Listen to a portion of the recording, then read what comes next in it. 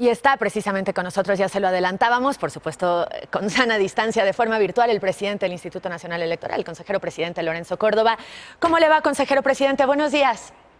Buenos días, Daniel. Qué gusto de saludarles. ¿Cómo están? Igualmente, muy bien, muchas gracias. No sé ni por dónde empezar. Lo primero que me gustaría preguntarle es, ¿cómo llega el INE, después de todo lo que ha pasado en las últimas semanas, al proceso electoral que ayer inició, de hecho? Bueno, yo diría que como una autoridad que ha venido preparándose para el gran desafío histórico que representa tanto en su volumen como en términos de su complejidad la elección del próximo año. Creo que hemos venido tomando una serie de medidas, por ejemplo, para prevenir los contagios en los espacios en los que brindamos servicios públicos de COVID-19. Creo que hemos venido tomando una serie de medidas, de lineamientos, acuerdos, definiciones en términos de los criterios con los que vamos a operar esa elección, que nos tienen a todos listos. Desde ayer ha habido ya definiciones, acuerdos que tienen que ver con la puesta en marcha de este gran aparato electoral que cada vez que hay un proceso electivo se detona, ¿no? Entonces, estamos listos. Ahora, estamos, como siempre ocurre con el árbitro, inmersos en polémicas de un lado o del otro. Esto evidentemente pues, es parte del trabajo de una autoridad electoral y bueno, pues la inconformidad con las decisiones que se toman pues vienen déjame decirlo así, de tirios y troyanos, lo cual por cierto habla de una autoridad electoral que no actúa al contentillo de alguno de los actores políticos. Y esto es, creo que, importante de cara pues, al trabajo que vamos a tener que hacer.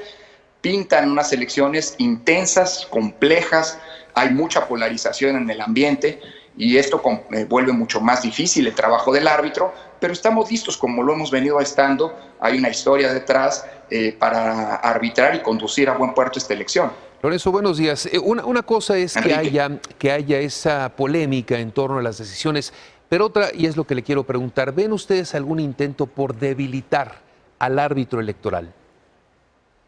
Bueno, digamos que a los jugadores siempre les conviene un árbitro amenazado, atemorizado. Esa es parte del juego político. Pero lo que yo veo es un árbitro que ha logrado conducir durante 5 años, 6 años exitosamente procesos electorales. Lo que ha ocurrido en los últimos 6 años, si echamos un poco hacia atrás la vista, pues ha sido el proceso de alternancia más grande de nuestra historia democrática, y eso habla de que existen condiciones para una competencia equitativa y para el ejercicio del voto libre. Si no hubiera habido estas condiciones, pues no habría habido esa alternancia. Y creo que eso es, digámoslo así, lo que sustenta el papel del árbitro, la posición y el trabajo del árbitro de cara a los meses por venir, de cara al 2021. Entonces yo creo que hay una suficiente experiencia y fortaleza, vuelvo a insistir, Enrique, de cara a lo que viene. Lo demás pues son juegos políticos, siempre existen presiones. Quien diga que no hay presiones o que en este oficio, en este rol, pues simple y sencillamente está mintiendo. El problema no es si hay presiones o no, el problema es cómo reacciona el órgano electoral de cara a esas presiones. Y lo que hemos una y otra vez tratado de hacer ha sido ser refractarios a esas presiones, precisamente para pegarnos a los principios constitucionales: legalidad, certeza, imparcialidad, independencia, objetividad, etcétera, ¿no? Vamos a tratar de desmenuzar las cosas. En cuestión de tiempos, consejero presidente, las organizaciones que fueron rechazadas como partido en la sesión del viernes, ¿cuánto tiempo tienen para impugnar ante el tribunal?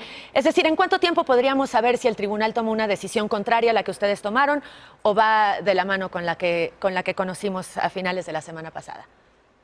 Bueno, una vez que sean notificadas de las resoluciones formalmente, cosa que ocurrirá en las próximas horas o que ha comenzado a ocurrir desde ayer en la noche, la ley establece que corren 4 días a partir del día siguiente para poder impugnar las resoluciones.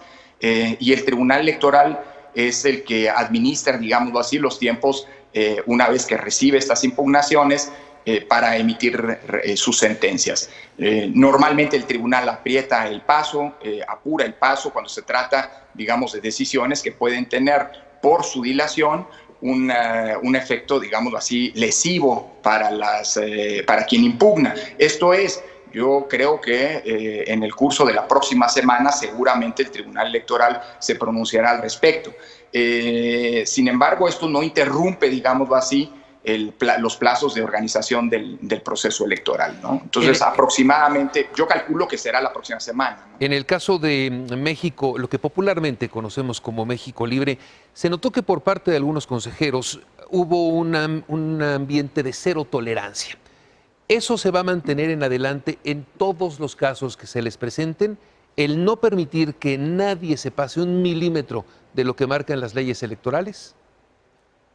Bueno, no sé si llamarlo cero tolerancia, sí fue muy estricto. Varios dijimos, y lo hemos sostenido a lo largo de meses, que en los registros íbamos a ser muy estrictos en la vigilancia y el cumplimiento de los requisitos. Y así ha ocurrido con otros actores políticos.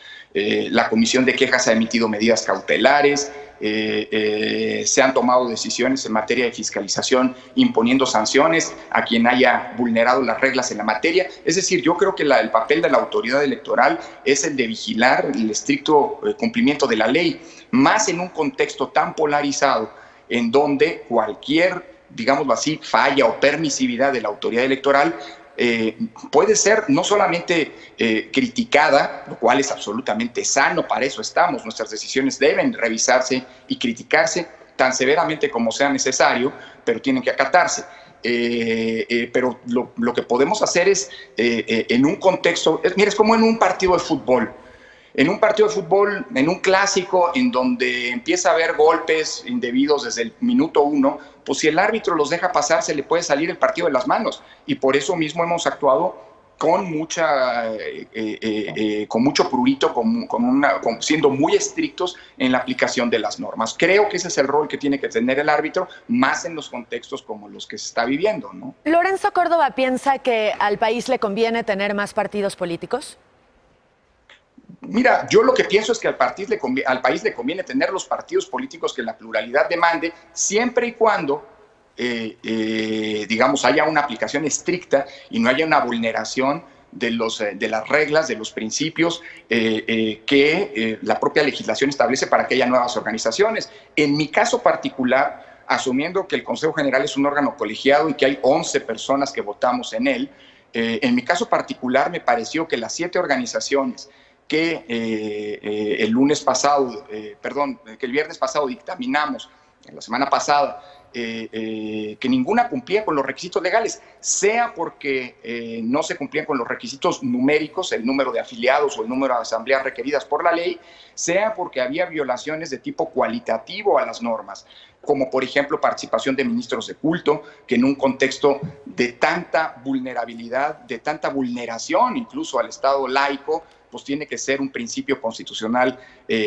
cuya protección debe ser, digo yo, reforzada, o por ejemplo la participación de organizaciones gremiales, o por ejemplo el uso de recursos de fuente no identificada. Todos esos criterios a mí me llevaron a no votar a favor del otorgamiento de los registros de los partidos políticos, Lorenzo, de ninguno.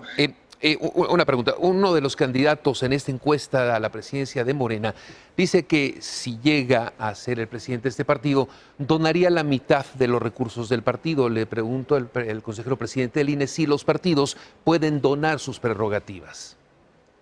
Bueno, no es una donación, porque donación significa entregarlos a alguien. Aquí es una devolución o un no ejercicio, si se quiere, de las prerrogativas. El INE ha sido claro y desde hace años, desde 2017, con los sismos de septiembre de aquel año, estableció cuál era la ruta si algún partido deseaba no utilizar, déjame decirlo así, y por lo tanto devolver, no es donar, sino es devolver al erario público las prerrogativas, es decir, los recursos que le corresponden y que no desean utilizar. Y la vía es muy sencilla, es simple y sencillamente solicitarle al INE que el dinero que se le va a entregar no se le entregue completo, es decir, tal como está calculado con base en la Constitución, sino se le entregue solamente una parte de ello.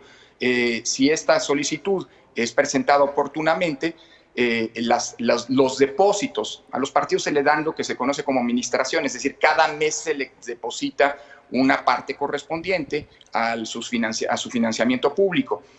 Bueno, la parte por venir pues no se depositaría completa y el resto se devuelve a la tesorería de la Federación. Ese es el mecanismo y ya de hecho está ocurriendo en estos momentos. Hay quien ya está no utilizando o devolviendo parte de los recursos que le corresponden, ¿no? Rápidamente, consejero presidente, ¿está todo listo para el proceso interno de Morena ya? Bueno, hemos construido un proceso a partir de una sentencia, no está establecido en la ley, no está establecido en los estatutos, pero ya tenemos digamos, la criba para definir cuáles son las encuestadoras que van a participar en los distintos momentos. El día de hoy se cierra el registro de los aspirantes a la presidencia y a la Secretaría General. Ya al momento sabemos que vamos a tener que ir a una primera encuesta que hemos llamado de reconocimiento, porque pues se han inscrito un número ya muy importante, más de 6, pues, que es lo que las encuestadoras nos dijeron que era el límite para poder hacer una encuesta de preferencias como la que nos mandató a hacer el tribunal. Entonces va a haber una primera ronda de encuestas, perdóname, para definir quiénes van a ser los 6 que aspirarán tanto a la presidencia como a la Secretaría General y sobre los que se hará esa encuesta abierta que nos mandata hacer el tribunal. Pero sí tenemos que concluir este procedimiento a más tardar el 5 de octubre, por lo tanto estamos listos y estamos ya pues, con todo puesto sobre la mesa para cumplir este nuevo mandato que no estaba originalmente previsto en nuestra ruta crítica durante este año. Pero bueno, pues ahí estamos. Y listos también para el largo proceso que inició ayer y acaba en julio del próximo año.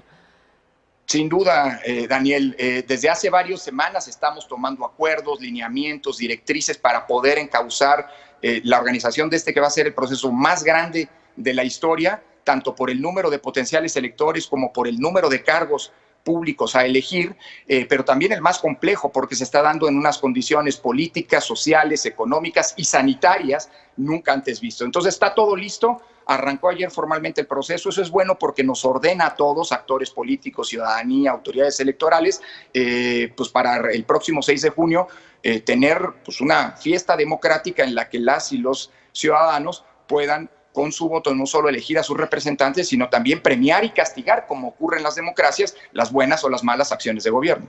Lorenzo Córdoba, consejero presidente del INE, gracias por estos minutos a Despierta. Muchas gracias. Al contrario, los saludo con afecto. Gracias.